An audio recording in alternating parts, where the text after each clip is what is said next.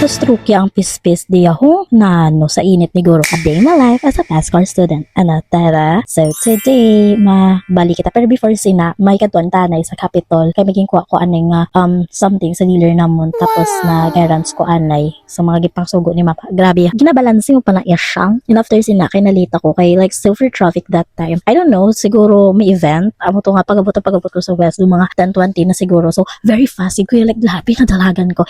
And may lang kay pagabot ko. Medyo na-start pa lang sila, no? So, nag-start kami sa barre exercises. And, samtang kami, barre exercises, may nagbunggo dayon sa window namon. Kay gali, miyara gali pispis. Like, na-heat stroke siya. Kay, diba, nowadays, like, very init kidya. Like, super init. May lang gani, kaya ang studio, aircon, like, hindi kakabatsyag balasang lamig. Lamig init, gali.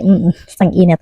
And after sino, okay, gintry pa ni Dayon ng Chrislyn, kaday, nung Kyle, i-fix ni, or ano ni siya, ipaayuhon ng bird. Kasi, yeah, because of heat stroke, na deads na siya, like the dead on arrival siya. So yeah, wala kami mahimo. So nagbalik na lang kami sa bar exercises. Thursday na, nag-center exercises na kami dayon. So medyo nag-start na kami di kung paano mag-exercise in center. Kaya nag-review kami sa mga old exercises naman sa center exercise. May mga libot-libot sila na very bongga sila.